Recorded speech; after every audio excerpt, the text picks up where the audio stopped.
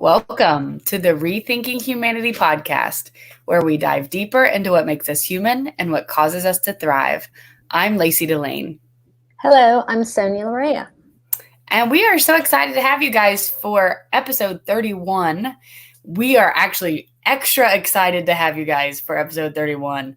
Sonya, we're doing something big today. We are, and you've been promoting it, Lacey, or we've been promoting it on all our previous podcasts. This is a big one. This is a very should be like a drum roll. Drum roll. We're revealing our new logo today, guys. Yay! So that's exciting. And we also have something very big to announce around that, but we'll get to that. That's really exciting. Sonya, what's up with in your world? Like, are you reading anything cool lately? What's going on? Yeah. Well, I'm always reading, and I'll tell you the latest. I finished a book called Milltown. So shout out to the Yang Gang Book Club because they've got some really good selections, and that was an awesome book. It kind of reminded me of the Made in China episode we did. Yeah. Because it was a highlight on water in a town in Maine where it's being polluted. Anyway, guys, get out there and read it. It's awesome. I'm always listening to podcasts, different podcasts, and you and I are talking about, well, we'll talk about that later, but we're always kind of plugging into what fits into our theme of rethinking humanity. So yeah, everybody read, listen to your podcasts. Yeah. That's so Get cool. educated. Yes, of course. It's so much fun. Later, after we do our logo reveal, we're going to talk about a New York Times podcast that was, I think it was the Daily. Yeah, it was the Daily, right? Daily. Yeah. That was a profile kind of folks who had gone and been a part of the Afghanistan war. Very, very interesting. We'll get to that. But the Milltown thing, Sonya, you and I have been talking about it. You've been sharing that with me, and I definitely feel like I want to read that. I know that obviously that was the Yang Gang Book Club Book of the Month, so I might just check out their YouTube channel and watch. Check out that of that. But definitely, cool. That's really, really cool. Well, you may be wondering why we're coming at you on a Wednesday morning. Because normally we coming at you on a Friday afternoon. Well, there's a couple reasons for that. Number one reason is I'm going to New York this weekend. And I'm not as committed to the podcast as Sonya is. Because when she travels, she's like, yep, I'll do it. No, I'm just kidding. That's a joke. That's totally a joke. But no, I'm flying out Friday morning. And so I'm going to see a bunch of folks, Yang and friends, and kind of help with those efforts a little bit, but just to kind of catch up with some old folks from the team. So that's why we're coming at you today on Wednesday. This will drop down to the podcast audio form tomorrow morning. But we wanted to go ahead and reveal our new logo and get our episode in before Friday, before travel and craziness. So yeah, I'm really excited about that. It's going to be nice to get away. This will be the first time traveling since getting back from Guatemala. So not since the pandemic, but things are kind of sort of getting back to normal. It'll be really interesting, Sonya, to see how it's different in New York City versus here as far as the level of openness and what people are able to do, what the restrictions are, and that kind of thing. What I've heard, it's crazy busy now in New York. It's hot. And Broadway opens in September, but restaurants and everything else are going full speed ahead. So I'm sure you're gonna find a open city. Yeah, I'm excited about that. Well, I'm trying to hit a comedy club too before I get out of there. So maybe I'll do that. But anyway, cool. Well, are we ready? Are we ready to reveal? Yeah. Are you guys ready? So before we show it, I will say, I want to leave space, Sonya, for you to say whatever you want to say. But this has been a process we've been working on, since what, January maybe? Yeah. It has. Yeah, and it's not finished. We're not done. So what I will say before we get to revealing is that we are very happy with our typeset logo, which is what we're about to reveal to you. We are super excited about it. But we see this as an evolving process because we haven't figured out colors or like an emblem or some type of thing to go with that yet. So what you're going to see is not super colorful, but we're in the process and you'll start to see that over time. Yeah, the only thing I'd add is we've learned a lot. It's been a process, and we've just gone step by step and sort of respected how we feel. If we don't want it, like something, we haven't done it, and we've been patient. But then for those people that aren't going to see it, we could probably describe it, right? That's true. We totally could. We can do that. Or we can invite them to come look at our YouTube channel. That's true. Subscribe while they're at it. That's true. So they can see it.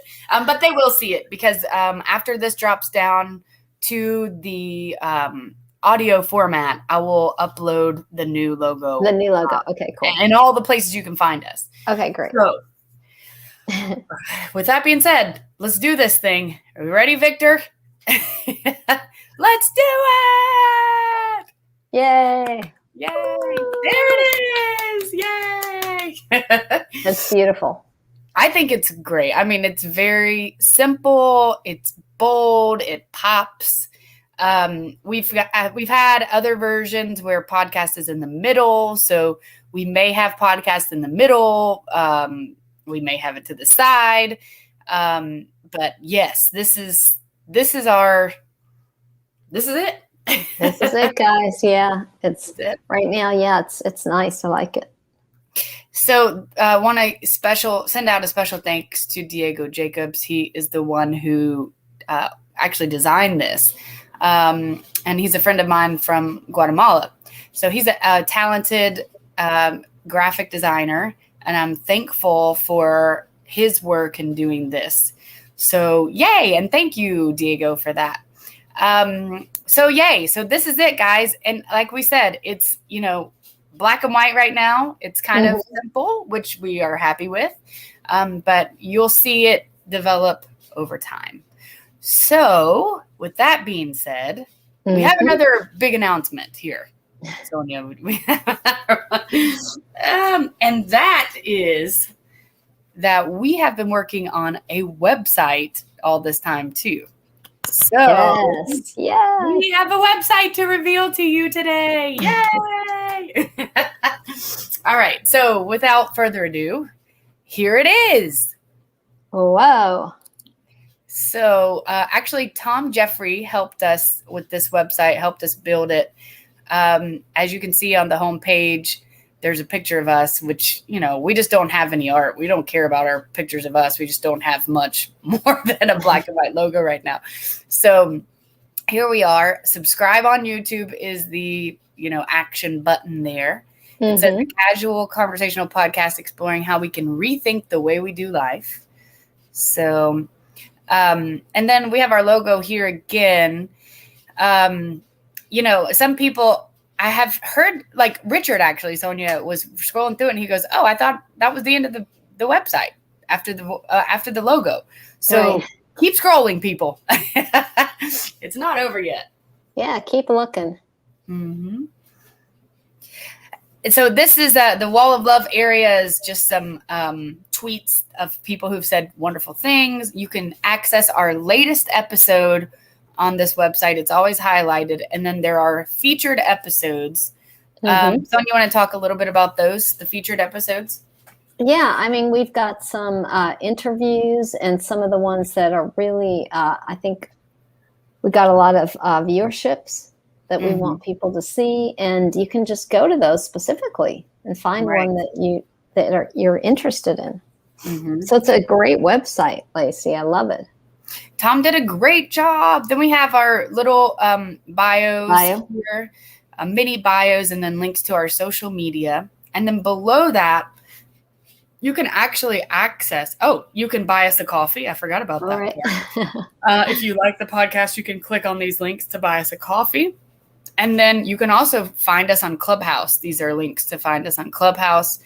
And then if you keep scrolling, also library. Yes. So every single episode you can link to on here. It has a little description of the episode and then the date that it's posted. And then the little buttons at the top our filters / tags. So we also have the option of a search bar that we may throw in there where folks can search for different words and find the different episodes like that. And then, of course, we have a shout out to Quiet Punch, who has supported us. We love their product. If you use promo code Rethinking Humanity at checkout, you get 10% off on the product. We get some support for the podcast, which is fabulous. So a big thank you to Quiet Punch for that. And then there's links to find us on your favorite listening platform here at the bottom. So if you're talking to anyone about the podcast and you're saying, hey, I love this podcast, it's great, you can let them know to go to RethinkingHumanity.us. That's our URL. And scroll to the bottom and they can find the link to, listen to us on their favorite listening platform. So that's cool. And then the only other thing on there that I would mention is there is a contact form. If people want to send us a message, they can send us a message on that contact form. And that link is at the very bottom of the page on the right-hand side. Yep, Victor's going there right there. See, so the contact. Yep, that part. So yay! Awesome. Yay. We have a website. No, it's incredible. Now everything's in one place. People can access it. They can, like you said, comment, they subscribe, they can find a favorite episode. So everything's there. Yeah. It's so cool. So cool. So as we move away from showing you the website, we're going to do the official change of our background. Now, this background is not necessarily our permanent new background, but it is a new background. And again, it's a work in progress. We're evolving. So Victor with, there it is. Wow. That's different. So cool. It's very different, isn't it? Okay, we're moving on up, people. So here we go. Awesome. Okay. Anything else on the logo website? I'm trying to think if there's anything else we need to tell people about this. No, I think you've covered it. Just everybody get on there and check it out. Yes, RethinkingHumanity.us. That's the website URL. Yay, awesome. Cool. Well, Sonya, tell us a little bit about this New York Times Afghanistan War podcast.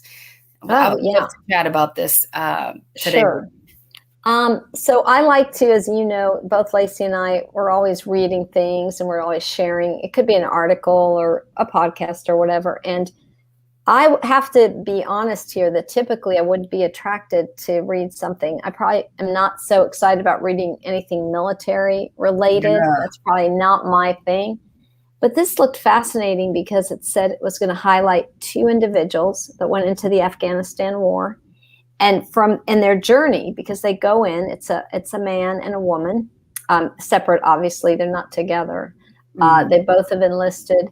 And it's their journey from the journalist, talks to them pre them going into the war, and then talks to them 10 years later.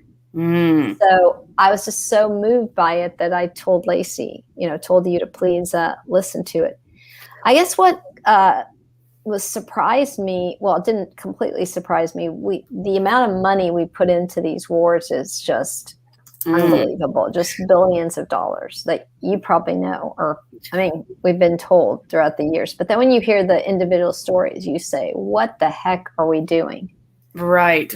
Well, I have to say, when I first started listening to that, I was like, this is so hard to listen to. I'm personally have not been a fan of the military. It's been a minute now. Not all my life, but I'm just like, I don't know why we're doing this. And I think this podcast episode confirms that.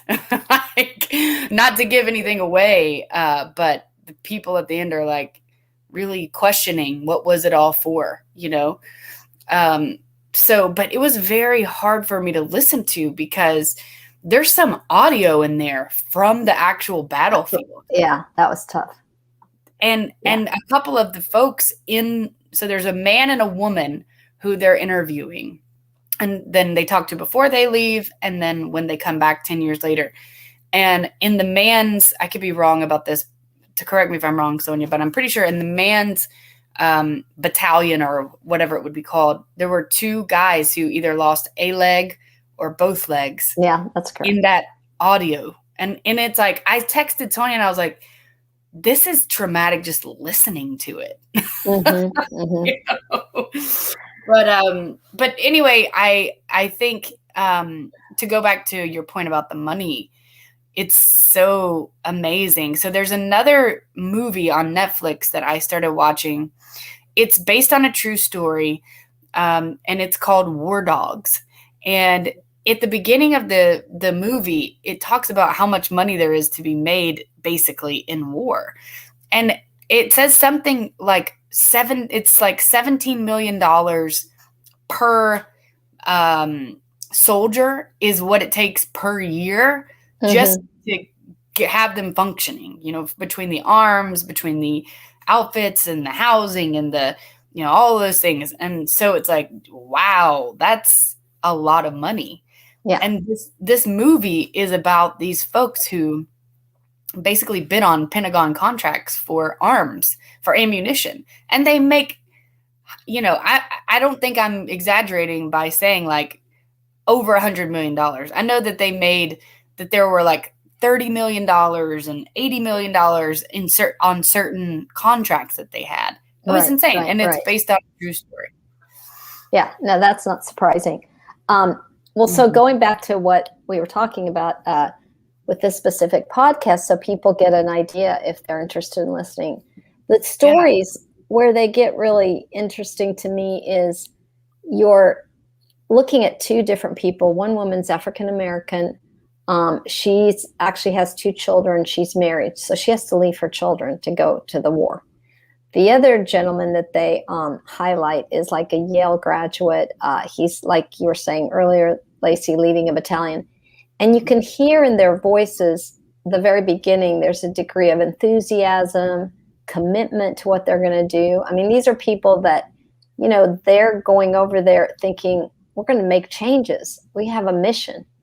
And then you see how the 10 years later, this is after they've served in Afghanistan, how their lives have been affected by this. And it's very traumatic because I don't want to give it away, but I'll just say in case you don't listen to it, that both of their lives are deeply affected.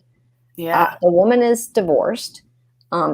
She's struggling with self-issues, self-esteem. The guy who ran the battalion has PTSD, has to get therapy. I mean, they're living their lives, they're earning their income, they're raising their family, but there's so much damage done. And you think, for what? And which really promotes Lacey and I's theme here about mental health. That, I mean, we all need mental health, and definitely if you go to war, you need mental health. Right. So you think about all the individuals affected, all the veterans and the families. And it's very sad because it shows you as a society, what the hell are we doing? Yeah. What the hell are we doing and why? Exactly. So the guy, I remember him saying that, like, the day of the interview, he said, last night I woke up screaming in my sleep. And he said, and I woke my wife up screaming in my sleep. And I don't ever know when that's going to happen. Exactly. Yeah. It's like the trauma that goes along with it it's unavoidable. It's not something, I'm not saying it's not something that people can't work through. Of course they can work through it. But it's something that takes a lot of work, takes a lot of effort, takes a lot of expertise to get the help that they need to work through it. And it's something that really impacts people's lives in a way, that I don't know that they realized before they went in. And isn't it ironic? Because isn't he the one who said, I'm just afraid that when I come back, I'm going to be a different person. I won't be me. Remember that part? Yes. So I just found it's for people to check it out. It's in the Daily, called 2 Soldiers 10 Years Later. Okay. In case anybody wants to listen to that. There. But to your point, Lacey, it's the trauma. It's the trauma of how these individuals are affected, then they bring that trauma back into their world. So we're all kind of living that trauma, right? Because think of all the people that have been sent over to war, that have died needlessly, or that have, like you said, lost a limb, or they've come back mentally with mental issues. This is what we're incorporating into our society. What are the values that we're saying? Like, why? Why do we go? Why are we? Well, I can tell you why we go. Money, I'm sure, is one reason. But we're just, it's like sending the lamb to slaughter. We're just, like, people are just things. Oh, yeah, we can send another 10,000 people over there. Sounds like Frome to me. People are just things. I mean, and true. That's how we're treating them. They're just, and what are they? They're pawns in the deals that the government needs to figure. Why? I mean, what about diplomacy? Can we not do diplomacy? Can we not have a conversation, and try to solve problems like that versus absolutely having to use violence? And I mean, I think I remember him saying something about feeling guilty about, having to kill people and killing people, which I can't imagine. I mean, it sounds like a human thing. I would feel the same way. Yeah. Yeah. Do you remember the part, Lacey, it really struck you where the soldier running the battalion said something about not wanting to have emotions or feel anything? Oh, yeah. It was better not to get. Yeah. That was good. So they were the day. Okay. So I was saying that there's audio of them going through this area and those two other soldiers in the battalion losing limbs. And so the next day they interview this guy. I wish we had his name. If you find his name, let me know. Okay. And they say it was a big day yesterday. It was a, stressful day, whatever, yesterday. How are you doing, or what have you? And he goes, what I've realized is, like, it makes more sense in the military, in the army, right, to just not have feelings, because we don't have time for them. Like, we have to go on to the next thing. It's just not productive to have feelings, to have time to process feelings, because we have to figure out what's happening next. And I'm like, wow. Was that not crazy? That was wow. Yeah, the guy you're talking about, his name was Adrian Bonenberger, a single 32-year-old captain preparing to command a unit for the first time. There we go. Adrian, yeah. Thank you. Yeah. Sorry, Adrian, for saying the guy so many times and not saying your name. You are a human. So, yeah, we're going to try to pull this up for you on screen.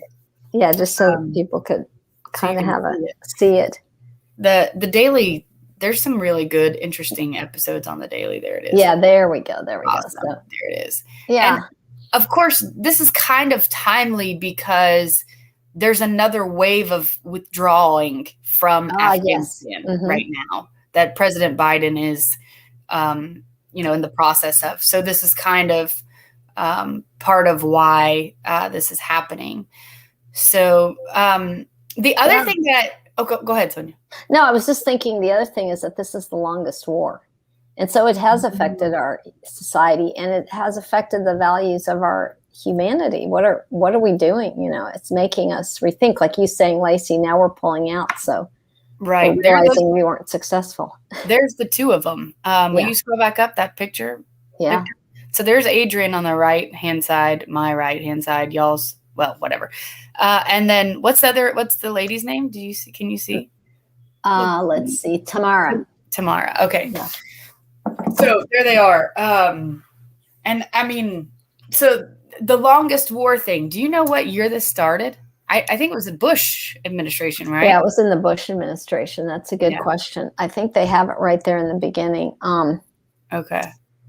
Which we could check that out too. Yeah, I mean, it's the longest. Yeah, I should say. I guess it was after 9/11, right? Yeah. By 2010, the war in Afghanistan had become unwieldy. So we know they were there in 2010. And then, obviously, the 9/11 thing. Yeah. It was the mission of Obama. Yeah. So, or 2002. So, that's a long a long That's time. a long time. That's a long, long, long time that we're still there. Well, here's the most discouraging thing, I think, from the whole thing, which kind of, affirms my whole, like, what's the point of this whole thing? War. So Adrian says that he finds out a year after he leaves that half the people that were set up in place to be, to run the area in their absence get killed. And then within 2 to 4 years, all of them are killed. And then the insurgents have retaken over the area after they left. Right. So then you really say, what the hell are we doing? What's the point? Yeah. What's the point? What's the point? Yeah. This is where we really have to rethink what's our purpose of, especially, and you have to imagine if you're an individual going over there, your life gets destroyed, your mental health is destroyed. And then you don't make a difference on top of it. Right. I mean, I think that was the biggest thing for them is they're like, okay, but I'm going to do something that's meaningful for my country and we're going to make a difference. Yeah, it was good. It was so good that it was something that I needed to learn because like I said, I typically wouldn't pick up anything military related, but it's very human. It's very much about humanity. It's very much about humanity and trauma and our emotional lives. I mean, Adrian mentions in there that he's been in therapy for several years, and that's helping. Right. But it's been absolutely necessary. And that's totally fine. That's great. Like there's absolutely nothing wrong. There's wonderful with therapy. But the point is that it's even in a situation for him where that's like, a very, very basic baseline, and he's still not able to function in certain ways that are, what you would call in a place of well-being. I mean, not being able to sleep at night. Yeah. It's interesting you bring up therapy, Lacey, because I know in the past with veterans, one of the issues was they weren't getting medical care and they weren't getting the psychological care they needed. And every one of those veterans should be getting mental health for sure. Of course. And wherever, with whomever they want, it doesn't matter how much it costs. Exactly. Yes. Yeah, I hear you. So that's what we look at when we're looking at the whole, of humanity, of what we're doing to take care of each of us, one another is what I was going to say. Yeah. Yeah. Also, Tamara, I think, was also mentioning about how difficult it was for her to be away from her kids, and her husband at the time, who later passed after she came back, was taking care of the kids 100% of the time, and how much of a strain that was. And she also, I don't know if you remember this, Sonya, she said something about like when she would FaceTime or video chat with her kids from Afghanistan, that they wouldn't cry, and that made her feel better. And I thought that was quite interesting, because I think I can understand as a mom feeling maybe better not seeing your kids cry, but then at the same time, it's not very human, because there's a window of opportunity for connection in a vulnerable place like that. If they were to cry, and if she was to cry together, with them. Right. And you think about also the impact on the kids. They might have shut down thinking, well, this parent's away, so what kids do to protect themselves, don't cry. But then, as we know, when you become an adult, you have that issue, attachment issues. Yes. So see, we just keep, these things going and going and going in these environments, and we're not supporting one another to allow us to go through these difficult times. Yeah. I mean, I think that the way that we've approached these types of situations has not been in a way in which we consider the whole person. We don't consider well-being for the human. we consider whatever the outcome is. I guess you just call it the financial outcome that's driving all these decisions. And the human outcome is like way down the list and not even really considered, because if we did consider it, I think we'd do some things a little differently. Right. Like you said, as Fromm would see it, is we're just, we're not humans. We're just things. And things that are going to go to war, things that are going to get this job done, or things that are going to do whatever the task needs to be. And we have lost the humanness in looking at the big picture and saying, how do we take into account that these are human beings with lives, with families? We haven't. I think this is a perfect example of that. Yeah. With emotions, with feelings, with needs that are well beyond bringing in an income. Yeah. Well, I'm glad to know that we're taking troops out, because I think it's long past time that this thing be over. And I tend to feel this way about even like mission work too, because the illustration is that they went in there, they did what they did, and they came out, and within 5 years, things were exactly the same as how they were before. And I feel like it can be really hard, right, when you go into a place that is not your own to try to make a lasting change, because if you're not from that area, you don't know how things really are.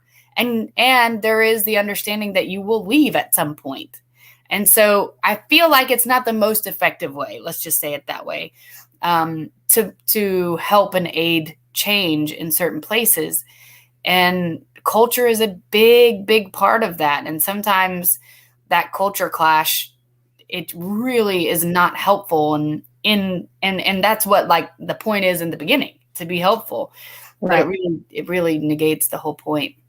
Yeah, I think some people who are probably pro going into countries would be giving us an argument. Well, what do we do? Do we not go in? Do we not help?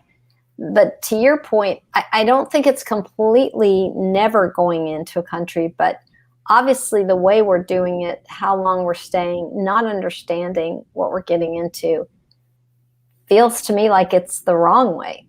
I don't have a background in that, but I would think there are so many parts of this that we're missing in doing it better, I guess. If we have to go into a country, there's got to be a better way. It does not seem like this way is the best way.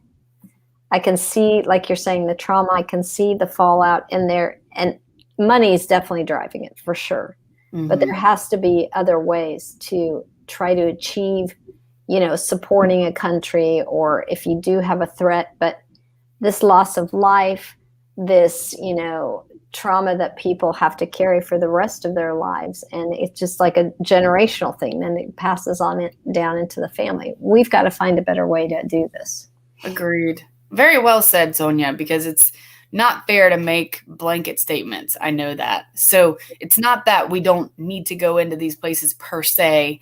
It's that there might be some better ways to go about this. And hopefully that's something we can learn from that episode and from this episode. So, yeah. Well, it's been wonderful to have you with us today. We appreciate you guys very much. We hope you'll check out the new website. And we hope to hear your feedback on the new website. Yes. And we hope to hear your feedback on the logo. We're excited. Don't be surprised when you start seeing it in more places. We're just moving on up, man. Yay! So we hope you guys have a great weekend, and we will see you next time on the Rethinking Humanity podcast. Bye.